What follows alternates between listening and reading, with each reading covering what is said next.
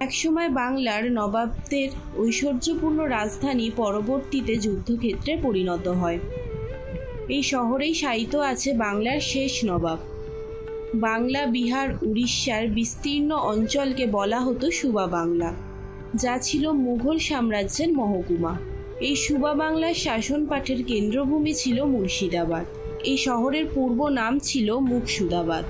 সুবা বাংলার প্রথম স্বাধীন মুর্শিদ কুলি খাঁ 1704-এ ঢাকা থেকে নিজের রাজধানী স্থানান্তর করেন মুকসুদাবাদে এবং নিজের নামের সাথে সাদৃশ্য রেখে এই শহরের নামকরণ করেন মুর্শিদাবাদ। ইতিহাসে মানব সভ্যতার সংঘর্ষের প্রমাণ হিসাবে দাঁড়িয়ে থাকা এই শহরের পলাশির প্রান্তরেই সংঘর্ষ হয় ব্রিটিশ ইস্ট ইন্ডিয়া কোম্পানি এবং সুবা বাংলার শেষ স্বাধীন নবাব সিরাজউদ্দৌলার। 1757 খ্রিস্টাব্দে জুন মাসে সংগঠিত এই যুদ্ধের ফলস্বরূপ পতন ঘটে সিরাজের 15 মাসের শাসনকালে এবং ভারতবর্ষের ইতিহাস সন্ধিক্ষণে এক নতুন কালপর্বে সূচনা ঘটে এই শহর থেকেই। মুর্শিদাবাদের অলিগলি যেন বর্তমানে এইসব ইতিহাসের উত্থান পতনের গল্প আর হাতে গৌরব নিয়ে দাঁড়িয়ে আছে। আমরা আজকে এরমই কিছু ঐতিহাসিক মুহূর্তে সাক্ষী থাকা স্থানকে তুলে ধরব। ত্রিপলিয়া গেট। মুর্শিদ কুলি খান, যার নামে আজকের মুর্শিদাবাদ, তার জামাই সুজাউদ্দৌলা এই ত্রিপলিয়া গেট নির্মাণ করেন। এই ত্রিপলিয়া গেটকে মুর্শিদাবাদের মূল প্রবেশদ্বারও বলা হয়। 3টি গেট বা যাতায়াতের পথ থাকায় এরকম নামকরণ করা হয়েছে। অতীতে এই গেটের উপরে নহবাত বস্তু এবং নবাবকে স্বাগত জানানোর জন্য সানাই সহ বিভিন্ন বাদ্যযন্ত্র বাজানো হতো। জাহান কোষা কামান। মুর্শিদ কুলি খান ও তার নবাবগণ কাটরা মসজিদের 400 মিটার দক্ষিণ দিকে একটি অস্ত্র ভাণ্ডার তৈরি করেন। সেখানেই রাখা হয়েছে এই জাহান কোষা কামান। কামানের উপরে খোদিত লিপির থেকে জানা যায় যে শাহজাহানের শাসনকালে সুবাদার ইসলাম খাঁয়ের আদেশে ধাতুবিদ্যায় পারদর্শী জারদিন কর্মকার 1637 সালে কামানটি ঢাকায় তৈরি করেন। বাংলার রাজধানী ঢাকা থেকে মুর্শিদাবাদে স্থানান্তরের সময় এই কামানটিকেও নিয়ে আসা হয়। কামানটি অষ্টধাতু, যেমন রূপা, সীসা, তামা, টিন, দস্তা, লোহা, সোনা এবং পারদ দিয়ে তৈরি, যার ওজন 60 টিনেরও বেশি। এটি দৈর্ঘ্য 17 ফুট 6 ইঞ্চি এবং প্রস্থ 3 ফুট। এর মুখের পরিধি 1 ফুটেরও বেশি। এটিকে একবার জ্বালাতে 17 কেজির বারুদের প্রয়োজন ছিল। কাটরা মসজিদ। মুর্শিদাবাদ শহরের পূর্ব দিকে নবাব মুর্শিদ কুলি খানের তত্ত্বাবধানে বাজারের সন্নিকটে এই মসজিদ তৈরি করা হয়েছিল। এর নাম দেওয়া হয় কাটরা মসজিদ।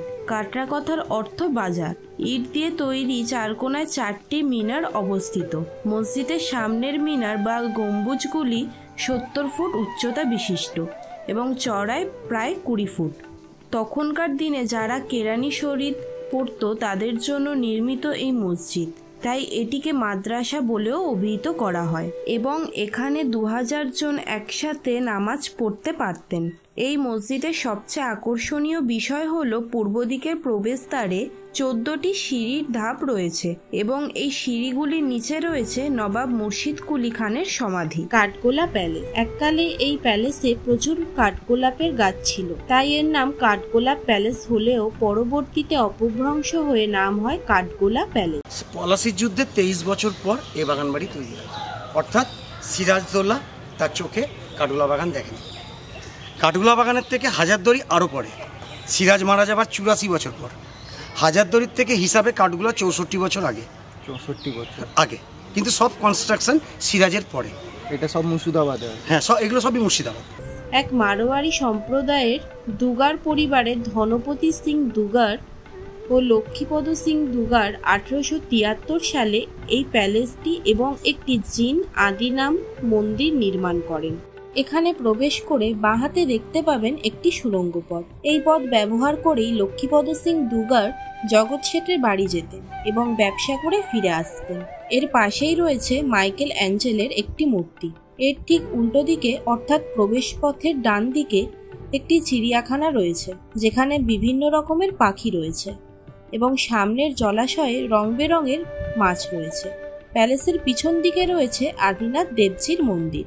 জিনদের মোট 24 জন তীর্থবরদের মধ্যে আদিনাথ এবং 23তম পরেশনাথ এবং শেষ তীর্থ মহাবীরের মূর্তি এখানে রয়েছে।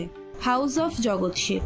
জগৎ শেঠ ছিলেন সেই ব্যক্তি যিনি নবাব সহ ইস্ট ইন্ডিয়া কোম্পানিকেও অর্থ ধার দিতেন। বাংলা তথা মুর্শিদাবাদের সম্পূর্ণ অর্থ সরবরাহ হতো এই জগৎ শেঠের বাড়ি থেকেই। 1940 থেকে তার এই বাড়িটি একটি মিউজিয়াম করে রাখা হয়েছে। এখানে রয়েছে একটি গোপন সুড়ঙ্গ ও মাটির নিচে গুপ্ত ঘর এবং একটি অস্ত্রাগার। নৌসিপুর প্যালেস। 1776 সালে দেবীশিখ ও নৌসিপুর রাজ পরিবারের পাশাপাশি এই নৌসিপুর রাজবাড়ির প্রতিষ্ঠান করেন। সুন্দর ইতালীয় ধাঁচের তৈরি এই প্রাসাদটির সামনে রয়েছে একটি ফোয়ারা। নৌসিপুর আখতা। 1168 বঙ্গাব্দে রামানুজ অনুগামী লক্ষ্মণ দাস মহারাজ মুর্শিদাবাদ আসেন ধর্ম প্রচারের জন্য এবং শ্রী শ্রী রঘুনাথ দেবজির মন্দির প্রতিষ্ঠান করেন ও রথযাত্রার প্রচলন করেন। প্রায় 250 বছর ধরে এখানে রথযাত্রা অনুষ্ঠিত হয়ে আসছে। শোনা যায় নবাবী আমলে একসাথে 5টি রথ নগর পরিক্রমা করত। এখানে রয়েছে তৎকালীন 80 টাকা মূল্যের একটি বেবি অস্টিন গাড়ি। শোনা যায় ইংরেজরা পলাশির যুদ্ধের সময় এই গাড়িটা নিয়ে আসে এবং জয়লাভের পর খুশি হয়ে মির্জাফরকে এই গাড়িটি উপহার দেয়। এর পাশেই রয়েছে রাজস্থানের তুষর শুভ্র মহমরের রঘুনাথপুর দেবজির মন্দির। এখানে আরাধ্য দেবতা রাম, সীতা ও জগন্নাথ। নিমকহারাম দেউরি। জাফরগঞ্জে অবস্থিত নিমকহারাম দেউরি বা বিশ্বাসঘাতকের দরজা, যা মির্জাফরের আদি বাসস্থান। পলাশির যুদ্ধে পরাজিত হওয়ার পর নবাব সিরাজউদ্দৌলা মুর্শিদাবাদ থেকে নদীপথে পশ্চিমের দিকে রওনা হয়। মির্জাফরের সেনা সিরাজউদ্দৌলাকে বন্দি করে রাজধানী মুর্শিদাবাদে নিয়ে আসে। পরে মির্জাফরের আদেশে তার পুত্র মিরনের তত্ত্বাবধানে এক ঘাতক এখানেরই এক কুটুরিতে সিরাজউদ্দৌলাকে নির্মমভাবে হত্যা করে। আজিমুন্নিসা বেগম। আজিমুন্নিসা বেগম ছিলেন নবাব মুর্শিদ কুলি খানের মেয়ে এবং সুজা খানের স্ত্রী। কথিত রয়েছে আজিমুন্নিসা বেগমের কোনো এক দুরারণ্য ব্যাধির চিকিৎসার জন্য তাকে চিকিৎসক বলেছিল ছোট শিশুদের কলিজা খেতে এবং সেই কারণে প্রচুর শিশুকে হত্যাও করা হয়েছিল। এই খবর যখন সুজা খানের কাছে যায় তখন তিনি তার পত্নীকে জীবন্ত কবর দেন। সেই থেকে এই কবরস্থানকে জীবিত কবর বলা হয়ে থাকে, যদিও ইতিহাসে এই কাল্পনিক ঘটনার কোনো তথ্যই পাওয়া যায়নি। ফৌতি মসজিদ। এই ফৌতি মসজিদের নাম পরবর্তীকালে অপভ্রংশ হয়ে ফুটি মসজিদে পরিণত হয়। ফৌতি কথার অর্থ মৃত্যু। বাংলার প্রথম নবাব আলী বদ্দিমানের নাতি এবং তৃতীয় নবাব সুজাউদ্দা খানের পুত্র সরাজ খান তার নিজের জন্য এই মসজিদটির কাজ শুরু করেন, কিন্তু যুদ্ধের কারণে হঠাৎ তিনি নিহত হন। এই কারণে এই মসজিদের কাজ অসম্পূর্ণই থেকে যায় এবং তার নাম হয় ফৌতি মসজিদ। জাফরগঞ্জ সিমেন্ট্রি। জাফরগঞ্জ সিমেন্ট্রিতে মির্জাফর সহ তার বংশের সকলের শবদেহ সমাধিস্থ করা হয়েছিল। এই কবরস্থানকে 1100 কবরস্থানই বলা হলেও কবরের সংখ্যা আরও বেশি। এখানে বেশ কিছু সমাধি পাঁচিল দিয়ে ঘেরা, কারণ মহিলাদের খোলা জায়গায় কবর দেওয়ার নিয়ম ছিল না। হাজারদুয়ারি। এই হাজারদুয়ারির পুরনো নাম ছিল বারাকোঠা বা নিজামত কিলা।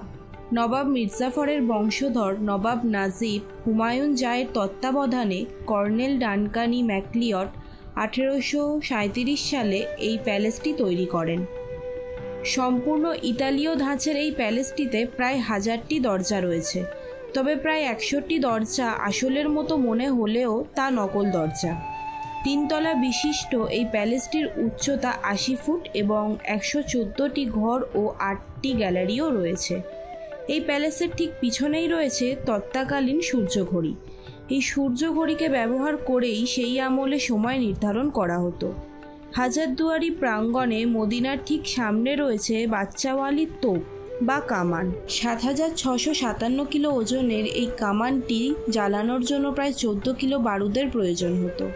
শোনা যায় এই কামানটি একবার মাত্র জ্বালানো হয়েছিল এবং তার তীব্র আওয়াজ 10 মাইল পর্যন্ত ছড়িয়ে পড়ে, যার ফলে গর্ভবতী মহিলাদের গর্ভপাত ঘটে বলেই এই কামানের নাম বাচ্চাওয়ালি কামান বা তোপ রাখা হয়েছে। এর পাশেই রয়েছে নবাব সিরাজউদ্দৌলার তৈরি স্থাপত্যের একমাত্র নিদর্শন মদিনা মসজিদ। শুধুমাত্র মহরমের সময় এই মসজিদের দরজা খুলে দেওয়া হতো। মদিনার ঠিক উল্টো দিকে হাজারদুয়ারি প্রাঙ্গণে ঘড়িঘর অবস্থিত। এই ঘড়িটির মুখ ভাগীরথী নদীর দিকে ঘোরানো। হাজারদুয়ারির ঠিক উল্টো দিকেই রয়েছে নিজামত ইমামবাড়া।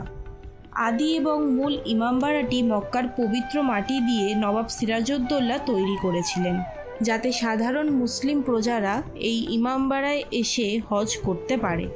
সেই সময় সম্পূর্ণ ইমামবাড়াটি কাঠের তৈরি ছিল এবং পরবর্তীতে 1846-এ তৎকালীন প্রায় 2.5 লক্ষ টাকা খরচ করে ইমামবাড়াটির দালান তৈরি করা হয়। শুধুমাত্র মহরমের সময় এই ইমামবাড়াটি সাধারণ মানুষদের জন্য খুলে দেওয়া হয়। ঐতিহাসিক শহরগুলির মধ্যে মুর্শিদাবাদ কিন্তু অন্যতম। নবাব আমলের ইতিহাস বহনকারী এই শহরে আনাচে কানাচে চোখ ঘোরালেই দেখা যাবে ভারতবর্ষের ইতিহাসের সেই অধ্যায়, যেখান থেকে সূচনা ঘটে ভারতের এক নতুন কাল পর্বের। বলছি আগের মুর্শিদাবাদ আর এখনের আকাশ পাতাল ডিফারেন্স। মানে নবাবীকালে মুর্শিদাবাদ ছিল 3খানা রাজ্য নিয়ে একটা রাজধানী, বাংলা, বিহার, উড়িষ্যা। এখন বাংলার রাজধানী কলকাতায় মানুষ হিমশিম খাচ্ছে, তখন 3টে রাজ্যের রাজধানী একা মুর্শিদাবাদ। তাহলে সেই মুর্শিদাবাদের সঙ্গে তো বর্তমান মুর্শিদাবাদ তুলনা করলে হবে না, তাই না? আকাশ পাতাল ডিফারেন্স। বাংলার শেষ স্বাধীন নবাবের স্মৃতি বহনকারী এই শহর ইতিহাসের অনেক উত্থান পতনের সাক্ষী। এই শহর সাক্ষী আছে বিখ্যাত পলাশির যুদ্ধের, যেখানে পরাজিত হন বাংলার শেষ স্বাধীন নবাব সিরাজউদ্দৌলা।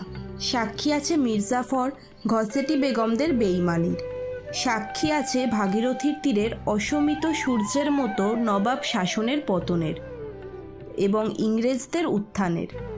এমন আরও অনেক ঐতিহাসিক মুহূর্তের সাক্ষী হিসাবে আজও দাঁড়িয়ে আছে এই মুর্শিদাবাদ।